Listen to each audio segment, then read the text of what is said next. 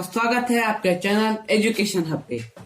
देखिए दोस्तों, मैंने कल 8.4 खत्म करवा दिया था। आज से मैं क्लास 10th का चैप्टर नंबर 9 का बेसिक पढ़ाने जा रहा हूँ। तो समझ लीजिएगा, थोड़ा बहुत आपका काम हो जाएगा। और नंबर एक बात, चैप्टर 9 के लिए आप जितने भी ट्रिग्नोमेट्री के एंगल्स हैं उन्हें याद कर लीजिएगा। जैसे tan 0 का वैल्यू tan 45 डिग्री का वैल्यू एकदम उसे जबान पे रख लीजिए, तो आपको बड़े आसानी से इस चैप्टर के क्वेश्चन हो जाएंगे। थोड़ा सा आपको दिमाग लगाना रहेगा, ज्यादा कुछ नहीं करना रहेगा।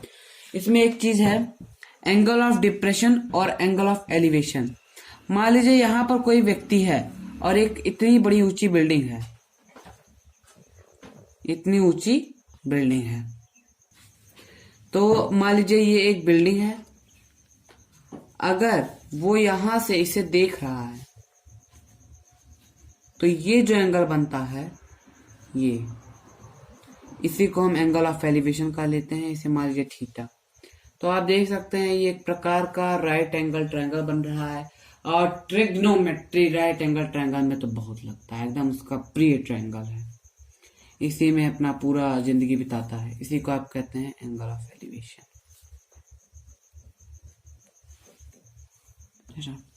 तो इसे कहते हैं एंगल ऑफ एलिवेशन।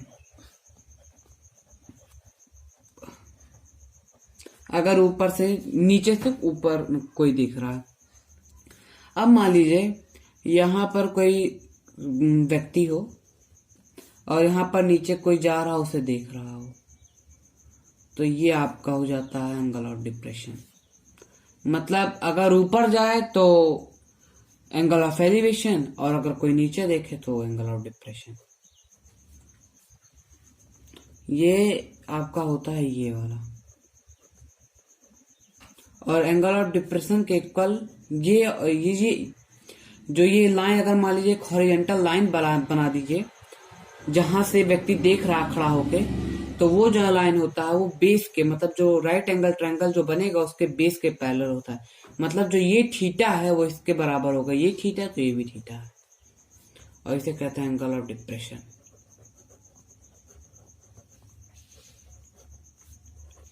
तो देखिए दोस्तों, अगर आप इतना जान गए तो अब बड़े आराम से आपका एक्सरसाइज 9 का चैप्टर 9 का एक्सरसाइज 9.1 बड़े आराम से खत्म हो जाएगा। चलिए स्टार्ट करते हैं क्वेश्चन नंबर 1 से।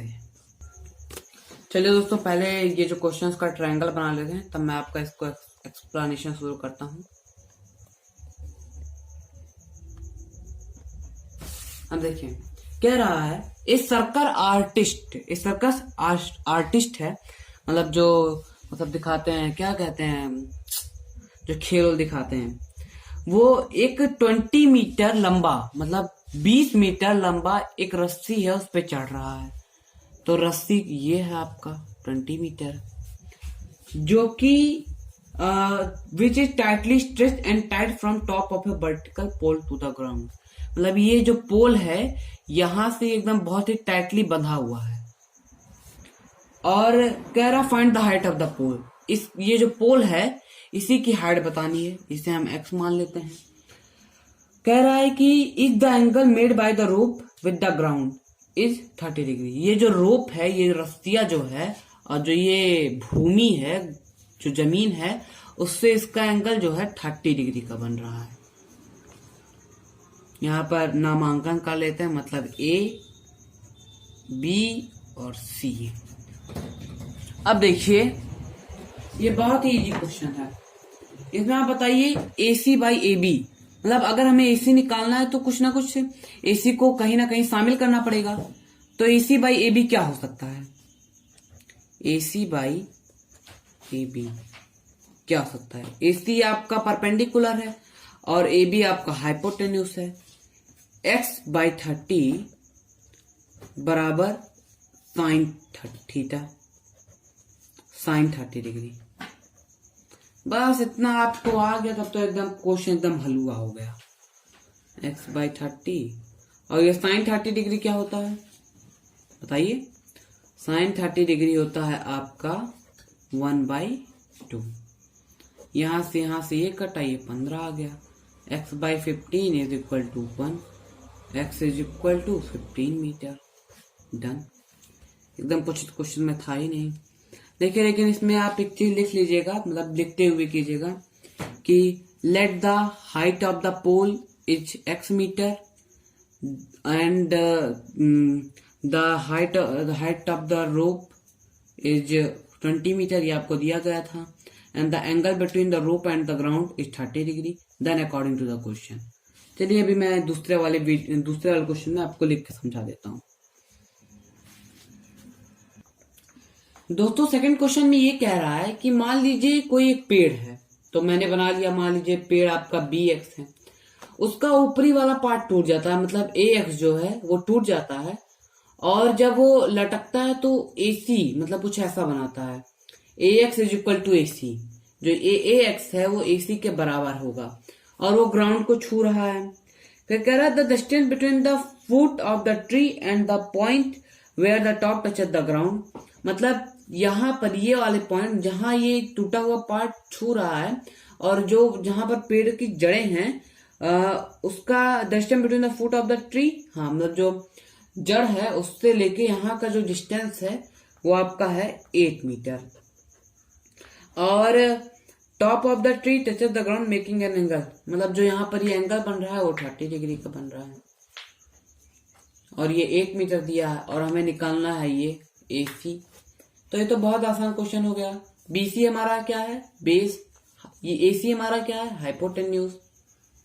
बस अब देखिए एक हमें पता है एक नहीं पता है, और जो नहीं पता उसी को हमको निकालना रहता है। तो देखिए हाइट ऑफ द ट्री निकालना है, अगर हम इसे निकाल लें तो ये भी हमको इससे और इससे निकालना, अगर इन दोनों को निकाल लें तो हमें हाइट ऑफ द ट्री पता चल जाएगा। तो पहले इसे निकाल लेते हैं। तो इसमें आप देखिए यहाँ पर, चलिए लिख के समझा देते हैं आपको।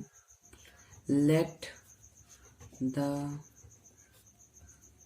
Broken part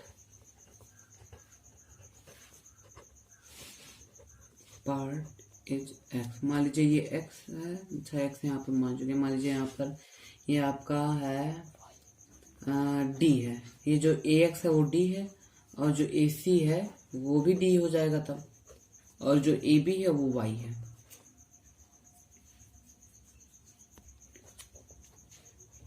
let the broken part is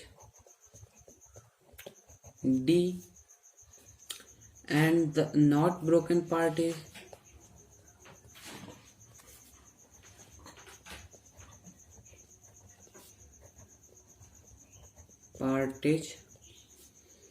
Y।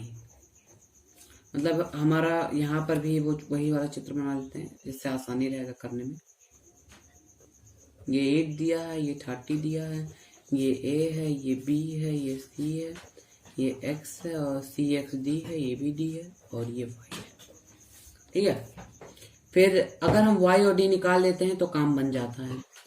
तो AB हमारा क्या है, बेस है, और AC क्या है, हाइपोटेन्यूज है, और जो BC क्या है, परपेंडिकुलर है। अब बताइए बेस अपॉन हाइपोटेन्यूज क्या होता है, कॉस होता है, और यहाँ पर एंगल क्या दिया है, 30 डिग्री, कॉस 30 डिग्री।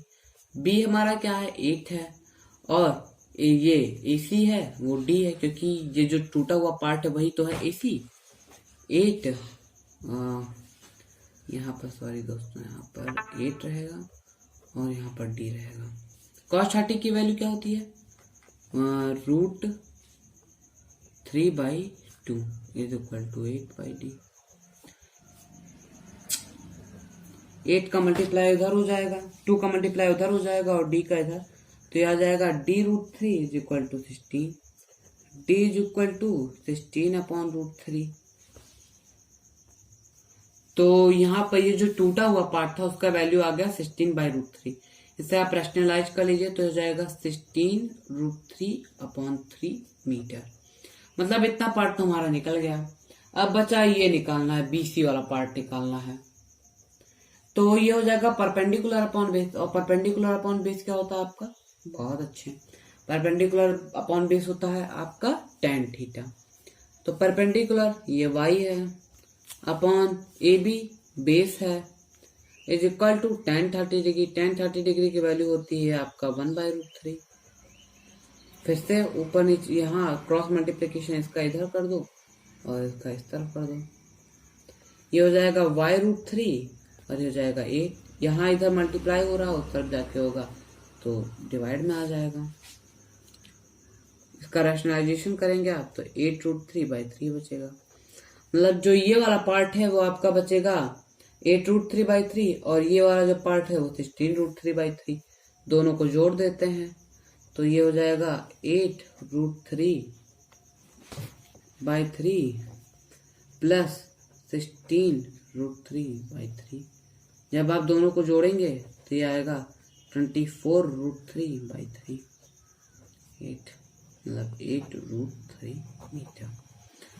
तो जय हिंद दोस्तों, यहाँ पर आपका दूसरा क्वेश्चन कंप्लीट होता है। अब कल के वीडियो में मिलते हैं जहां पर मैं आपको 5 क्वेश्चन बताऊंगा, 5 अगले क्वेश्चन बताऊंगा। तब तक के लिए आप वीडियो को शेयर कीजिए, चैनल को सब्सक्राइब कीजिए, वीडियो को लाइक कीजिए, कमेंट कीजिए, जो कि इस समय बिल्कुल नहीं हो रहा है, कुछ मिल ही नहीं रहा है, फायदा ही नहीं है कुछ। चलिए ठीक है, अब आगे बढ़ते हैं। देखिए मैंने आपको 5 प्रीवियस क्वेश्चन देने का वादा किया था, तो ये रहे 4 हैं। एक क्वेश्चन मैंने नहीं दिया है क्योंकि उतना अच्छा कोई मिल नहीं रहा था जितना मैंने पढ़ा है उस हिसाब से।